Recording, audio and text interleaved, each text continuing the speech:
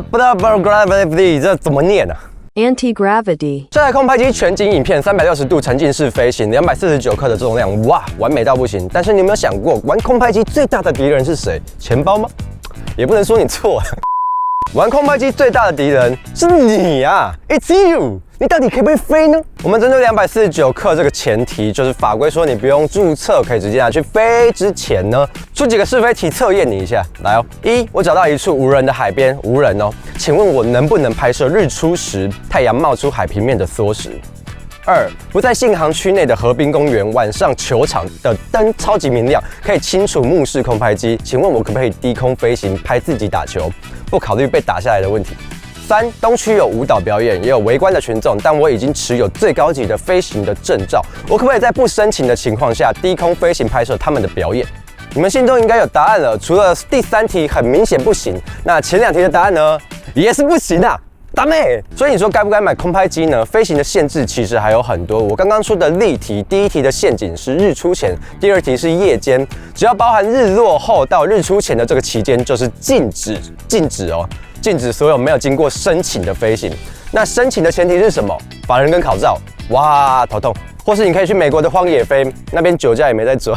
東區舞蹈表演呢，不才小弟，我就是某場活動的官方攝影師，然後居然在官方攝影師的團隊之外啊，有陌生的空拍機在我頭頂上飛，做壞事會被公審的，我表示羨慕啊！不是，不要做壞事。那為什麼我們主辦沒有飛呢？因為人群聚集的上空申請飛行要經過場地、地方機關的同意，申請最快要1周，最長也要1個月。超麻煩，超麻煩！如果不是有一些關係，怎麼可以爬101的隔天？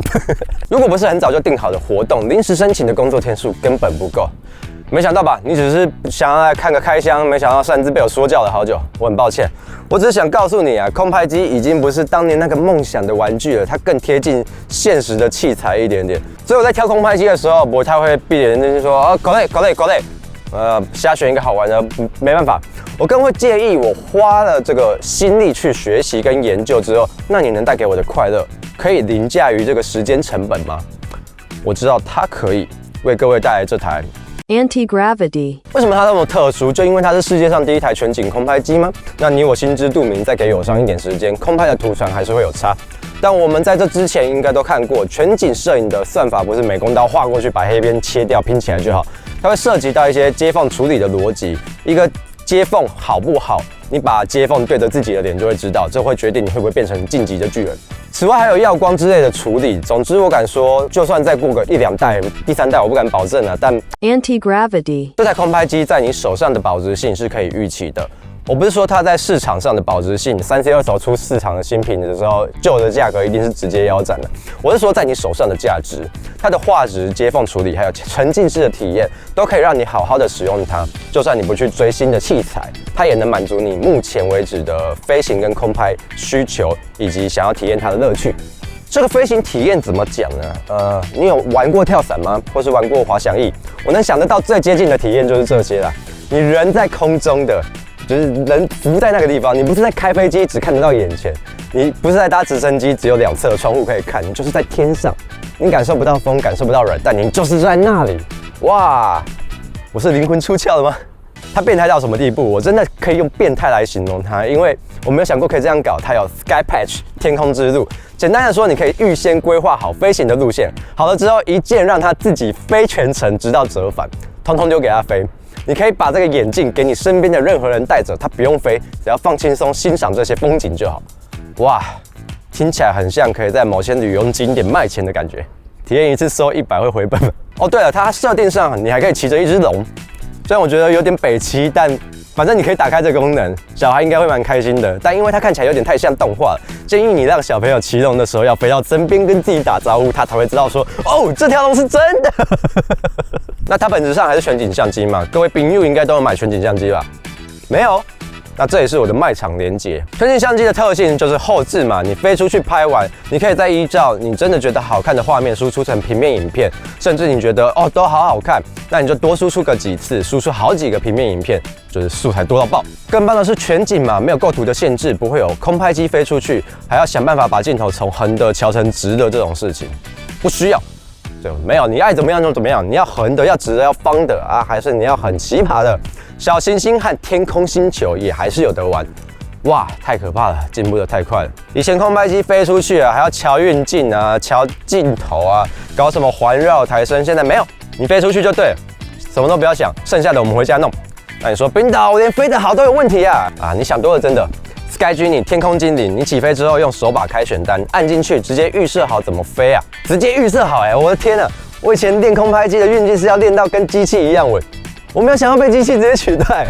還有這個 Deep Track 深度追蹤。就是空拍機都有的嘛，追蹤某個對象，選擇對象或者自動追蹤那個東西或是人、車子之類的。我沒有想要直接被機器取代，好可怕哦！而且它的飛行控制和傳統空拍機也不完全一樣，它有 Free Motion 自由運動控制模式，就是針對想要玩空拍機但不想花太多力氣去學的，還要手腦協調，左手控高度，右手控平面，沒有。它就像一個雷射筆一樣，那樣指哪打哪，就直接這樣子，扳機按下去直接往前飛，不用看熒幕，不用推搖桿，非常容易駕駛。如果你嫌它飛得太平穩不夠刺激，它也還是有 FPV 模式可以玩，讓你水平直接歪到顛掉。它下放很多新手功能，不代表再也不適合老手。以全景空拍机來說，我覺得它已經算很多可玩性了。所以我觉得对於想要接觸空拍的人来說，它会是很好的敲门磚啊。你們如果剛開始想玩空拍，那恭喜你，你加入的正是時候。Antigravity A1 正好是那個科技起點，和 AI 一樣，正要改变整個市場的玩法。怎樣 ？Antigravity 我會念，我前面不能裝傻，是不是？叫 Google 念會比較好笑。Antigravity。Insta360畢竟在全景影像還是做得蠻久的，雖然 Antigravity A1 嚴格來說不是 Insta360的，因為我去官網居然要重新註冊賬號。它是另一家公司，但 Insta360 有合作，所以全景相機的相關編輯技術啊、接縫的算法，應該都是有盡量無保留的貢獻在裡面的。你可以信任它的全景素材編輯，整個體驗是舒服的，不用太擔心自己不會用、學不會。沒有。你連上去按個鍵就好，自动編輯，哇，新手好朋友。其實它還很適合新手，東西也很多，像是自動起落架啊，不用自己翻折出來，可更換的鏡頭，真的撞破了，你可以直接買鏡片來換。360度的水平避障，不是很瘋的上升撞樹，應該是不會墜機的。導航輔助，讓你隨時可以確定正要往哪裡飛。長按剎車或返航就能自動返航等等，功能算是相當多且全面。但其實還是有一些我不太滿意的地方啦，主要是眼鏡，所有人都把這個眼鏡吹得天花亂墜。事實上，我在使用過後，我覺得這也是目前市場上最成熟的空拍眼鏡，沒有之一。問題在於把它當成一個中繼站使用的邏輯，你不能在沒有眼鏡的情況下操作 Antigravity A1，就是這個一定要帶出門。對於就是要買這個沉浸式體驗的玩家來講，這根本不是缺點。可能我非習慣有熒幕的空拍機了吧？強制搭配眼鏡，除了很難邊確認畫面邊目視空拍機在上面飛行做安全檢查之外，還有攜帶上必須全副武裝才能使用，就是這3個東西全部都要帶出去。對空間與重量有要求的背包客，就是得考慮攜帶的問題。如果你不介意收納，它的飛行時間長達24分鐘，你搭配充電倉放在車上邊充邊用，搞不好根本不會沒電。有點極端了啦，但3顆電池約1個小時多的飛行時間，我很難硬要去挑刺，因為挑刺就表示你要去嫌棄比它表現更不好的產品了，你知道？其實我有想到一個缺點，也算蠻嚴重的，就是畫質。你可以預期它的畫質是不會比那些感光元件更大且服務單一鏡頭的空拍機還好的。在白天你可能會沒什麼感覺，但是在天色昏暗或是晚上的时候，畫質可能會有明顯的下降。